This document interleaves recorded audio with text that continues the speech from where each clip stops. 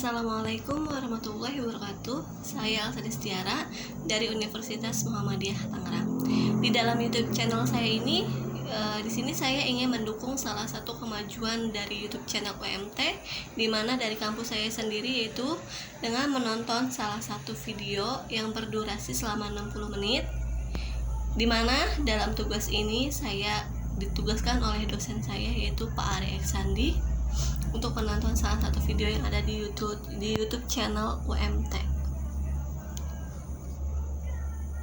Di sini saya ingin melihat YouTube channel yang media pembelajaran tutorial uji instrumen pada program statistik SPSS, di mana di sini dijelaskan oleh dosen saya, itu Pak Ari Eksandi.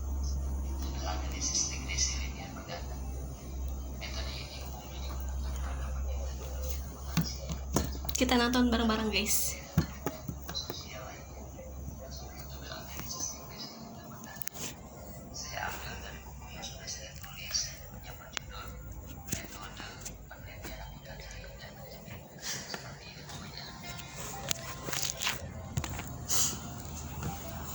Video kali ini saya akan coba menjelaskan apa itu regresi linear berganda secara singkat, serta saya juga akan memberikan contoh pengolahan data untuk analisis regresi linear berganda menggunakan software SPSS. Regresi linear berganda adalah model regresi yang digunakan untuk menganalisis penelitian yang pengamatan yang dilakukan pada beberapa variabel X atau variabel independen untuk melihat ada atau tidaknya pengaruh terhadap satu variabel Y. Dalam analisis regresi linear berganda ini ada beberapa tahapan-tahapan yang perlu diperhatikan.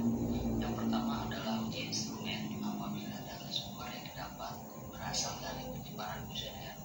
Yang kedua adalah uji asumsi klasik, di mana uji asumsi klasik terdiri dari uji normalitas, uji heterozineisitas, uji multikolinialitas, dan uji autokorelasi. Lalu yang terakhir adalah uji hipotesis. Uji hipotesis terdiri dari uji kelayakan model atau uji F. Lalu kita melihat koefisien determinasi, nilai dari koefisien determinasi, dan yang terakhir adalah uji T. Data yang akan saya contohkan adalah data yang bersumber dari kuesioner. Maka saya akan coba menjelaskan terlebih dahulu proses pengolahan data untuk uji instrumen. Oke guys, sebelum kita melakukan uji instrumen, langkah pertama yaitu kita menyiapkan tabulasi data yang akan kita olah. Seperti ini contohnya. Ini adalah variabel Y, variabel lean accounting. Saya sudah menyiapkan tabulasi datanya dengan struktur tabel seperti ini. Kalian nanti siapkan struktur tabel seperti ini agar memudahkan langkah kita untuk melakukan proses copy paste ke program SPSS.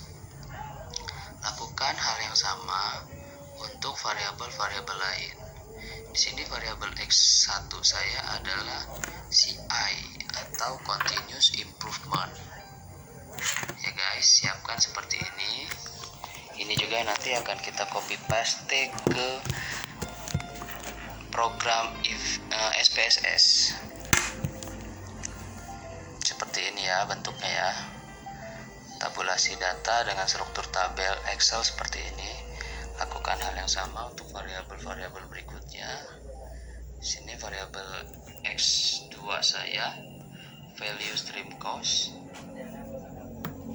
Ini adalah butir-butir kuesioner. Lalu variabel-variabel berikutnya juga dilakukan hal yang sama, balance scorecard. Ini variabel X3 saya, dan terakhir variabel X4 saya, just in time. Saya buat juga struktur tabelnya sama persis dengan variabel-variabel yang lainnya. Seperti ini struktur tabel yang nantinya akan membantu kita untuk mempercepat proses copy paste ke kolom yang ada di SPSS. Lalu kemudian kita juga bisa membuat struktur kabel gabungan ya. Fungsinya Tujuannya di sini untuk lebih mempermudah kita dalam melakukan copy paste ke tabel yang ada di SPSS nanti, karena ini berisi semua data gabungan dari semua variabel yang kita teliti. Jadi kita tidak perlu mengcopy paste satu-satu variabel, tapi bisa langsung secara keseluruhan sekali kerja. Nah, seperti ini bentuknya ya, struktur tabel gabungan dari ke semua variabel yang kita akan olah datanya pada program SPSS.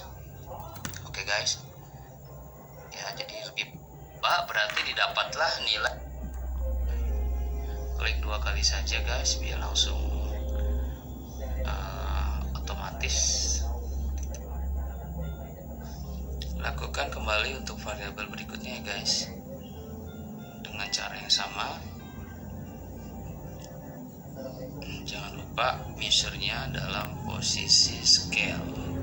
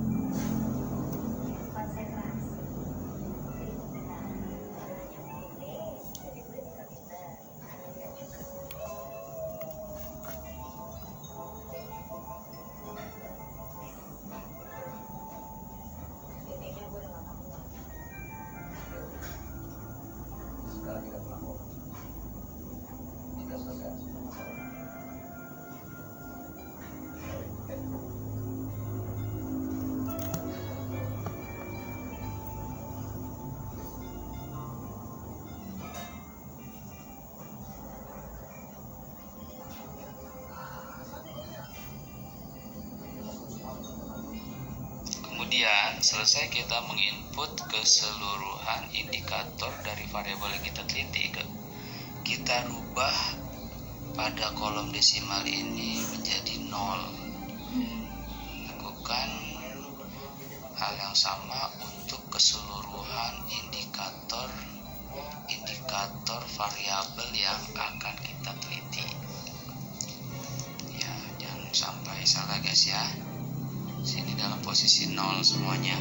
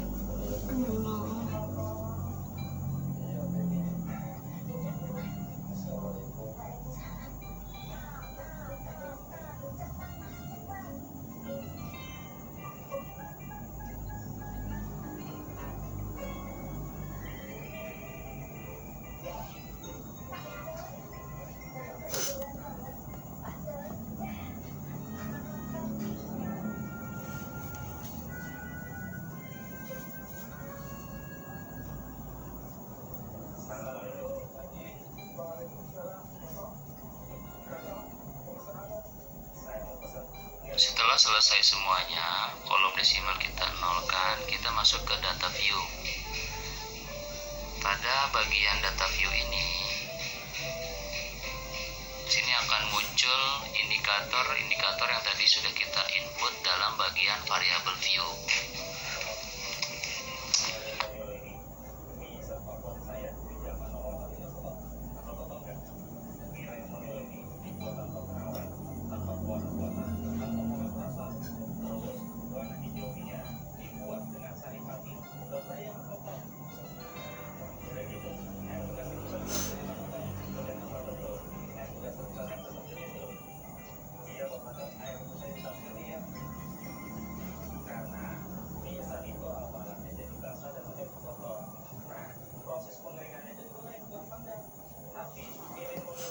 Kemudian kita copy paste data dari indikator setiap variabel yang kita buat dalam sheet gabungan. Kita copy datanya saja, karena nanti yang akan kita olah adalah data ini, guys. Oke, copy semua, paste ke data view SPSS yang sudah kita siapkan. Oke, guys. Nah, maka akan muncul seperti ini, persis seperti data gabungan yang ada di Excel. Ini maksud saya menganjurkan agar kita membuat data gabungan dalam format Excel terlebih dahulu, agar memudahkan kerja kita ketika nanti melakukan proses uji instrumen yang terdiri dari uji validitas dan reliabilitas dengan data yang bersumber dari indikator setiap variabel yang akan kita teliti. Seperti ini, guys, bentuknya.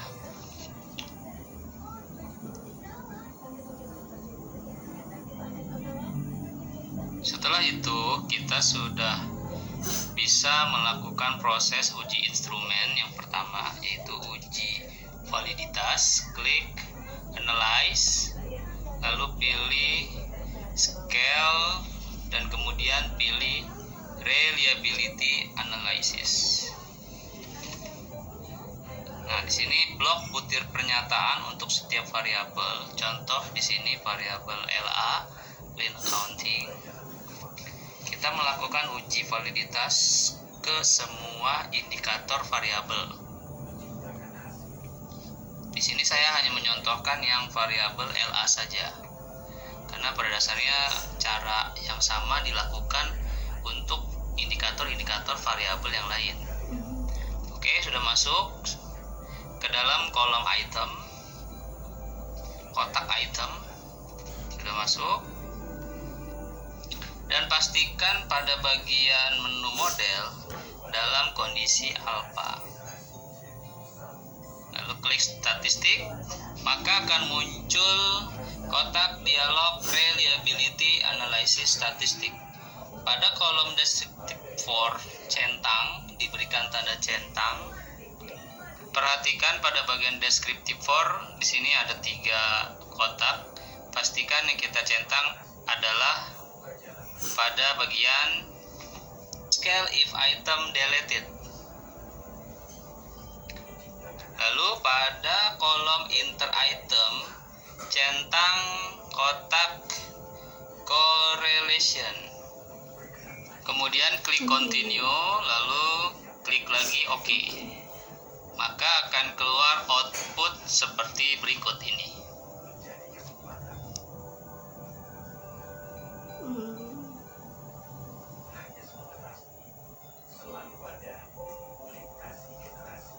Nah, guys, kita di sini cari tabel item total statistik untuk melihat hasil dari uji validitas, di mana kita tadi melakukan pengujian uji validitas pada indikator variabel LA, lean accounting.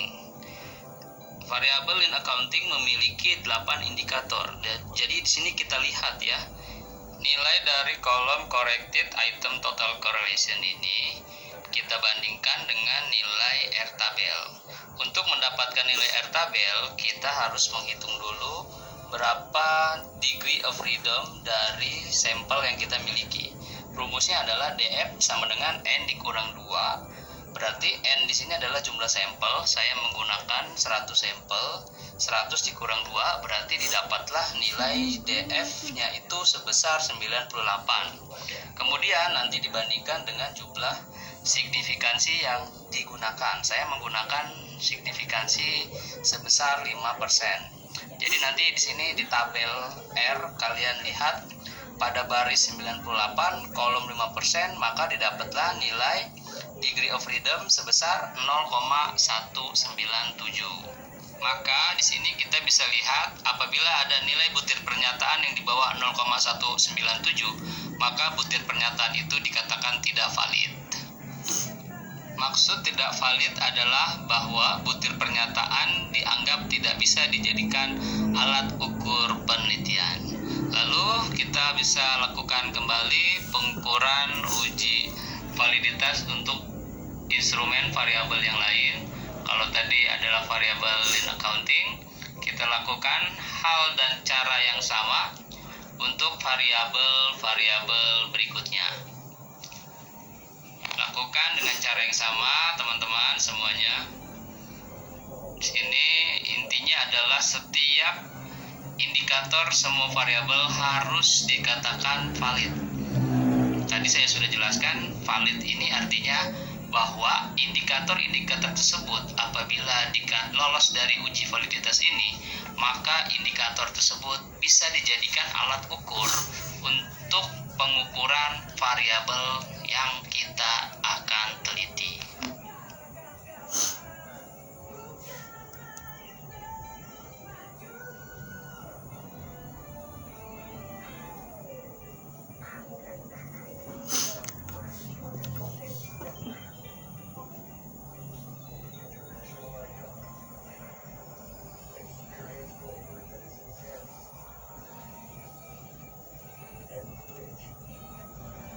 Selanjutnya di sini kita melakukan pengujian reliabilitas dengan cara yang sama seperti pengujian validitas. Pengujian reliabilitas di sini memiliki tujuan untuk mengetahui ada atau tidaknya kekonsistenan dari jawaban yang didapatkan walaupun kuesionernya ini digunakan berkali-kali kepada responden yang berbeda. Nah, di uji reliabilitas ini kita lihat tabel reliability statistik pada kolom Cronbach alpha. Di sini didapat nilai Cronbach alpha sebesar 0,648. Nah, nanti nilai 0,648 ini kita bandingkan dengan nilai R tabel yang tadi ya guys, yang sebesar 0,197. Nah, asumsinya adalah nilai Cronbach alpha harus lebih besar dari 0,197 agar didapatkan kesimpulan bahwa kuesioner yang digunakan dalam penelitian ini secara keseluruhan bersifat reliable. Dan bisa kita lihat di sini nilai Cronbach alpha sebesar 0,648, yang itu artinya lebih besar dari 0,197. Oke guys, selesai uji reliabilitas. Bisa kita simpan atau tidak, opsi ini tergantung kalian ya. Jika ingin simpan klik yes, jika tidak klik no. Nah, itulah dia tadi proses pengujian reliabilitas.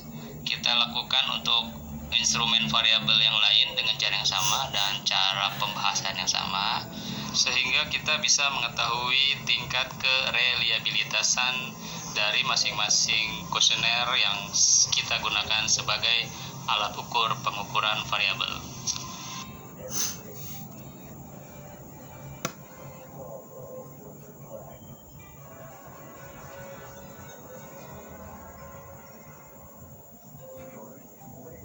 Dan setelah selesai melakukan pengukuran reliabilitas untuk seluruh variabel, maka yang perlu kita lakukan adalah jangan lupa di save ya guys hasil kerja ini, karena suatu saat mungkin bisa kita pergunakan kembali. Oke guys, sekian saja dari saya. Saya akhiri, subhanakallahumma wa bihamdika, asyhadu an la ilaha illa anta, astaghfiruka wa atubu ilaik. Wassalamualaikum warahmatullahi wabarakatuh.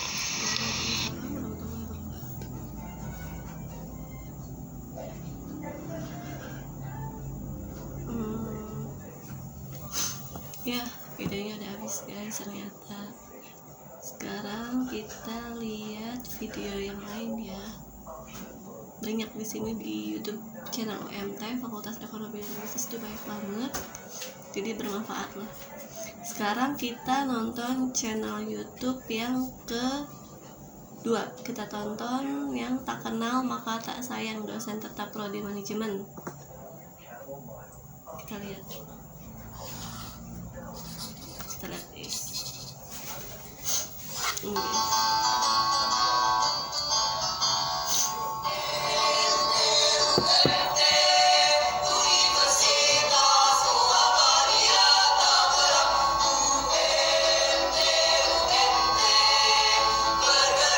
Jadi banyak banget guys videonya sini.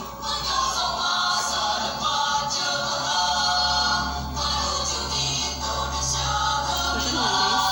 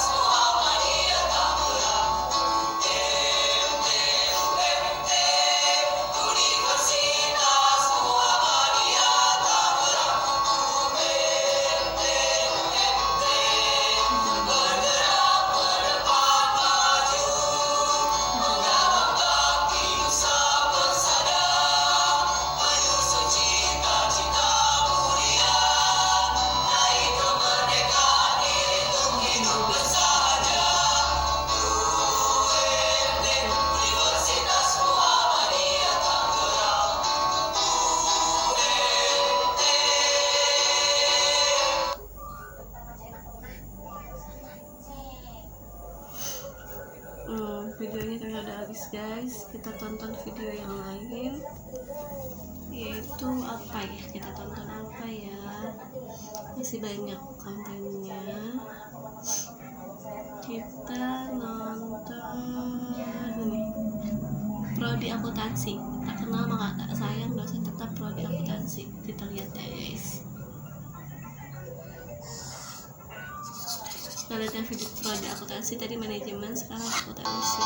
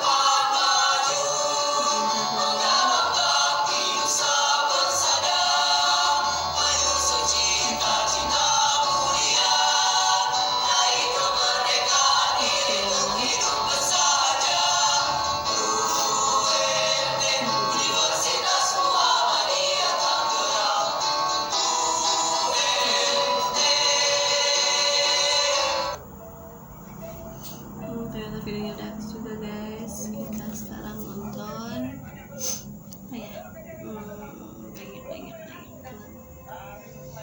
Kita sekarang nonton ini aja deh, apa cara mendapatkan jurnal internasional berbayar secara gratis dari HP dalam waktu 10 detik.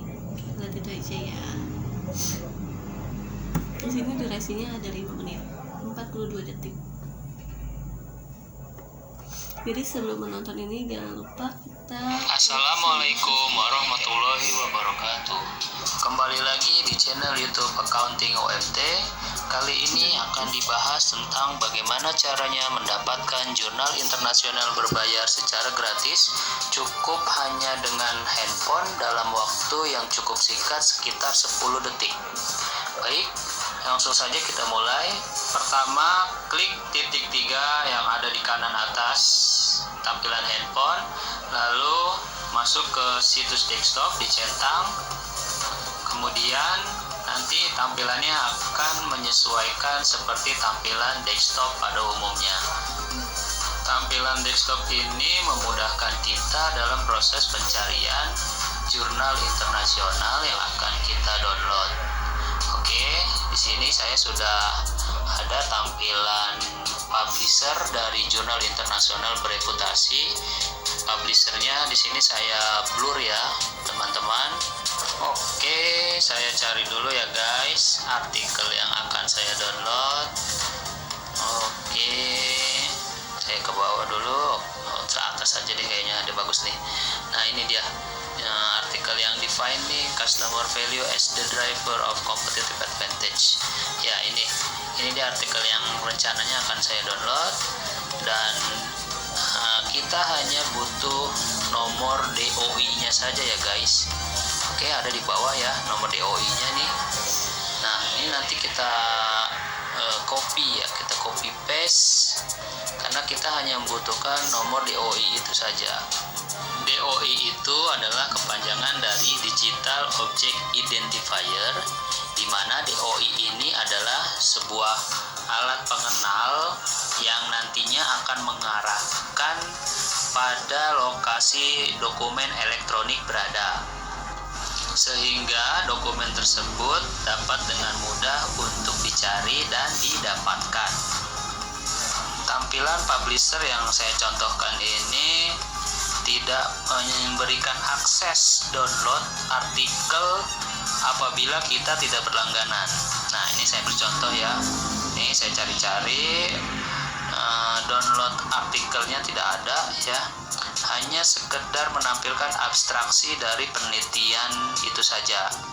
Memang publisher-publisher ternama yang menampilkan artikel-artikel berkualitas itu membatasi para penggunanya, hanya pengguna yang berlangganan saja yang bisa mengakses secara bebas semua artikel yang ada di publisher tersebut.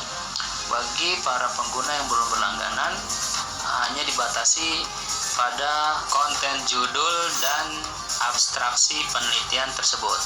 Oke guys, langsung saja kita cari nomor DOI dari artikel ini ya, ada di bawah. Kita salin DOI artikel ini, lalu setelah disalin kita masuk ke program yang namanya SciHub, SCIHUB, SciHub ya. Kita cari di Google, ketik SCIHUB, SciHub ya. Nah, ini adalah tampilan SciHub. Kita paste nomor DOI di kolom enter URL or DOI. Nah, nanti yang akan mencari artikel tersebut adalah program ini guys. Ya, kita copy paste saja di sini. Ya, ini dia copy paste. Kalau open, secara otomatis program akan mencari di mana artikel itu berada. Nah, ini di artikelnya. Sudah ada tampilan artikelnya, kita lihat ke bawah ya. Jika ini adalah artikel yang kita cari, maka langkah selanjutnya klik titik 3 di pojok kanan atas, lalu kemudian download. Tunggu beberapa detik ya. Oh, ini saya udah selesai hasil unduhannya. Nah, ini dia artikel yang tadi saya contohkan ya guys. Buka dengan dibuka dengan aplikasi lain ya. Ini aplikasi WPS, saya buka. Ya, sudah dibuka. Baik. Nah, sekarang kita lihat file tersebut dalam folder dokumen ya. Oh, ini sudah ada, sudah masuk ke handphone. Nah, oke guys. Itu dia tadi proses mendapatkan jurnal internasional berbayar melalui handphone dengan cara yang relatif singkat, sekitar 10 detik saja. Nah, sekian video dari saya. Like kalau kalian suka, dislike kalau kalian tidak suka. Jangan lupa untuk share, komen, dan like video ini, dan subscribe channel ini ya guys. Ya, videonya udah habis guys. Kita lihat lagi guys, video yang lain masih ada. Apa ya?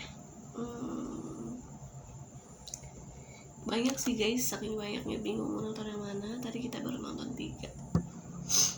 Sekarang kita lihat yang cara mengganti background foto dari HP dalam waktu 10 detik. Kita lihat gimana ya. Semoga di sini tuh kontennya bermanfaat banget, nggak bosan juga.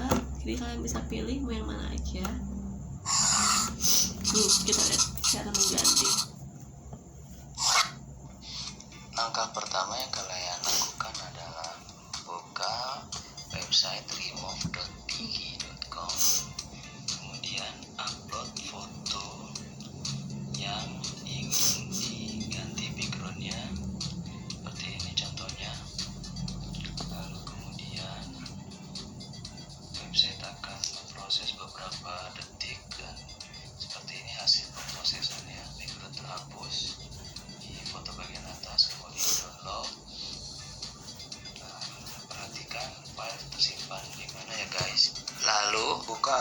seleksi KineMaster, pilih aspek rasio 16:9, lalu klik latar, pilih warna background yang ingin kalian pakai. Kita ambil putih terlebih dahulu ya guys, lalu nanti tinggal diganti warnanya, sesuaikan panjang dari fotonya ya. Pilih foto yang tadi backgroundnya sudah dihapus. Nah ini dia fotonya, kita sesuaikan dengan kebutuhan ukuran, lalu ganti warna background putihnya dengan warna yang kita inginkan. Saya ambil contoh di sini warna biru ya. Oke, kemudian klik tanda kotak sebelah kiri, pilih tangkap dan simpan. Nah, perhatikan tersimpan di mana file ini. Oke, kita cari file tersebut untuk kita edit agar lebih rapi ya. Kita sesuaikan kerapihannya, angkas dan simpan. Oke guys, selesai. Oke, seperti ini hasilnya ya. Oke, kita rapikan, kita lihat hasil yang sudah dipotongnya. Oke, seperti ini hasilnya, rapi banget kan, seperti Photoshop. Cukup dengan handphone kita edit background dalam waktu yang cepat, hitungan detik, menghasilkan foto yang berkualitas. Oke, jangan lupa like, comment, share, dan subscribe supaya kalian bisa dapat notifikasi video update penting lainnya. Jangan sampai enggak loh. Wah, ternyata udah habis videonya. Sekarang kita lihat lagi video apa ini. Bingung mau jurusan apa di UMT ada. Nah, kita lihat video ini berdurasi 4 menit 50 detik. Ada bingung kuliah jurusan apa di UMT, ada akuntansi jawabannya. Wabarakatuh. Hai guys, Ari di sini. Kali ini saya akan memberikan rekomendasi tentang kampus terbaik di Kota Tangerang, yaitu Universitas Muhammadiyah Tangerang. Universitas Muhammadiyah Tangerang atau UMT adalah kampus Oh ya, banyak banget guys. Kalau bingung tuh ada di YouTube UMT, banyak banget di situ yang share video informasi mengenai kampus atau banyak lah. Sudah banyak prestasi-prestasi yang diraih, diantaranya adalah menjadi juara umum lomba debat ekonomi tingkat nasional di UIN Syarif Hidayatullah Jakarta pada tahun 2018. Pada tahun yang sama berhasil meraih juara 3 lomba debat akuntansi tingkat Pulau Jawa dan Bali di UIN Syarif Hidayatullah Jakarta. Kemudian pada tahun 2019 berhasil meraih juara 2 Accounting Challenge tingkat Provinsi Banten yang diselenggarakan di Universitas Serang Raya. Lalu masih di tahun yang sama, berhasil lolos sebagai peserta finalis dari 180 tim peserta dalam lomba akuntansi paling bergengsi di Indonesia yang diselenggarakan oleh Kementerian Keuangan di PKN Jakarta. Selain berprestasi di bidang akademik kemahasiswaannya, Prodi Akuntansi FEB UMT ini pun memiliki prestasi yang ditorehkan oleh para dosen. Hal ini terbukti dengan menjadi prodi peringkat pertama se-UMT menurut penilaian Sinta Ristek Dikti, yaitu portal yang menilai banyaknya jumlah penelitian dan banyaknya jumlah sitasi penelitian yang dilakukan oleh para dosen yang ada di Indonesia. Dosen-dosen prodi akuntansi juga peduli pada kecerdasan masyarakat sekitar. Hal ini dapat dilihat dengan adanya kegiatan pengabdian kepada masyarakat yang dilakukan secara berkesinambungan sebagai upaya transfer ilmu pengetahuan antara dosen dengan masyarakat agar didapatkannya sebuah pengetahuan tambahan bagi masyarakat sebagai upaya untuk mencerdaskan kehidupan berbangsa. Dosen-dosen prodi akuntansi merupakan individu-individu yang profesional, berkompeten, dan energik, sehingga hal ini dapat memberikan sebuah garansi adanya proses pembelajaran yang berkualitas yang mampu mendorong mahasiswa untuk berprestasi baik di dalam kelas maupun di luar kelas secara maksimal. Prodi Akuntansi FEB UMT sudah terakreditasi oleh BAN PT dengan peringkat B, sehingga hal ini dapat memberikan nilai tambah bagi para mahasiswa-mahasiswi untuk mendapatkan pekerjaan dengan mudah, baik itu di instansi pemerintah ataupun perusahaan-perusahaan besar yang ada di Indonesia maupun internasional. Terdapat 3 jenis program perkuliahan yang ada di Universitas Muhammadiyah Tangerang. Yang pertama adalah program perkuliahan reguler yang dilaksanakan dari hari Senin sampai dengan Jumat. Yang kedua adalah program perkuliahan P2K yang diperuntukkan untuk para karyawan. Dan yang ketiga adalah program perkuliahan PKUB, yaitu perkuliahan yang dilaksanakan secara online.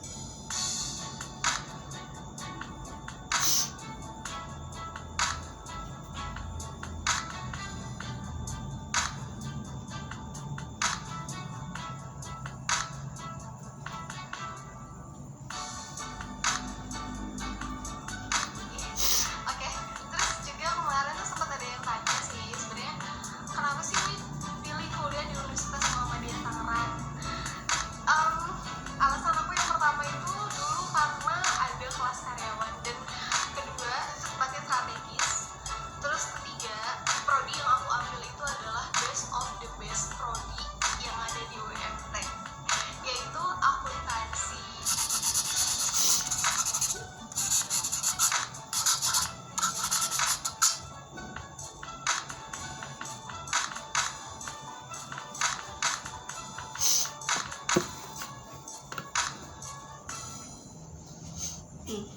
Jadi yang bingung buat kuliah di mana ya bisa di Muhammadiyah Tangerang, Universitas Muhammadiyah Tangerang.